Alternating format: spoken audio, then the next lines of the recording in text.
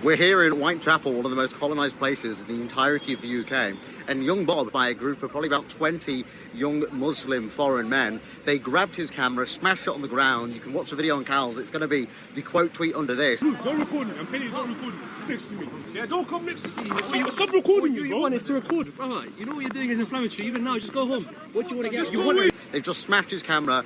Bob's gone somewhere. We have no idea where he's gone. He just had to run away from this aggressive group of men, and this is the exact problem with having these areas. Cal, what was that we just saw? It was absolutely terrible. He turned the camera off, don't record me, and they were grabbing him and throwing him around. It was not good. We're making our way back to Bob now. He's called the police, and we're getting out of there. Camera equipment. Listen. He broke a can curve, he assaulted me, threatened to mug me. I'm not saying that his actions were perfect actions. However, it's a response to an inappropriate behaviour. Okay, do you think he's religious for doing that? Because you just said, "Oh, I am not religious for doing it." No, I'm not saying apply the same logic. Why this one? Don't record me. Yeah. He won't listen. That's the point. Yeah, don't. Bro, don't give me the time. That's what I It's right. Listen, go home and think about your actions because it's actually poor behaviour. Right, so I project Bob will potentially raise £20,000 through a monetisation project around this incident alone. All it takes is for the video itself to go viral and associated social media posts to gain traction, including the donation links, and then ultimately you just need 1,000 blokes to donate the equivalent of 20 quid. From a global audience of millions, that's not difficult at all. On top of that, Bob's not wasting any time. He's already got his donation link out there. Astute people have noticed this. And there will be sad and malicious people out there who want to see antagonism continue, so they will support it. And they'll support it financially. That does not mean these donors are Bob's friends or allies. They're basically using him for their own agendas. We do know that there's a foreign nation out there, paying folk $7,000 per tweet. It funds and encourages content that pits people against Muslims. You broke a grand worth of a camera equipment. Young Bob may well have known what he was doing here when he mentioned the cost of the equipment. A grand's worth of equipment, that's what he said. So you mention a financial loss, and then you later put up your donation link whilst people feel sorry for you, whilst they're in their emotions, and they're all worried about you because you've supposedly been attacked, quote and unquote attacked. This is definitely a formulaic grift. I've noticed this over the years. What they do is they provoke and inflame, and then they record the reaction and play the victim card.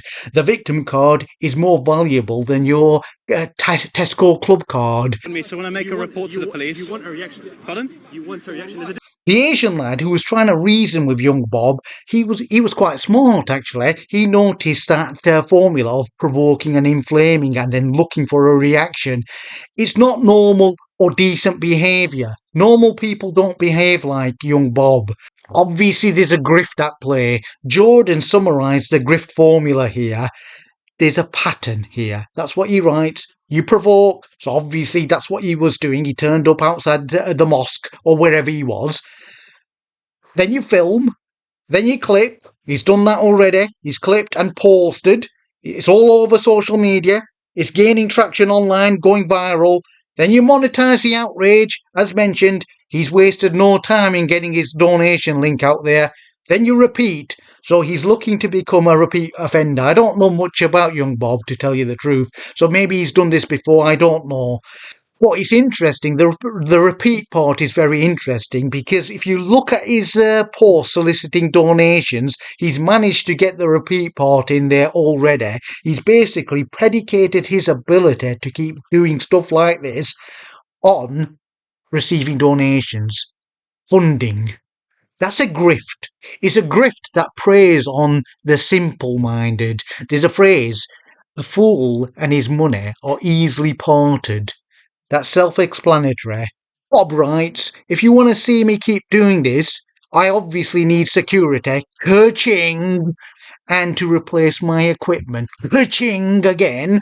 I'm literally not monetized on most platforms I'm on because of my age. There you go, he's appealing to his young age, pulling out that victim card, gaining sympathy. That's what it's about. This is how this type of grift works. I wouldn't be surprised if this young lad, this young Bob lad, is making more from this grift than a working class lad is doing through a full-time job.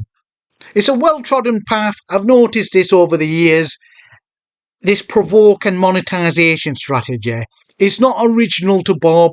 Others have done it well before him. Jayda and Paul used to do it. That's Golding, that is. Obviously, Tommy made the tactic famous and he got rich off the back of it. Speaking of Paul, Paul's got a big mixed martial arts event coming up that could well prove to be a bit of a money spinner for him. Subscribe and like for more videos. Thank you.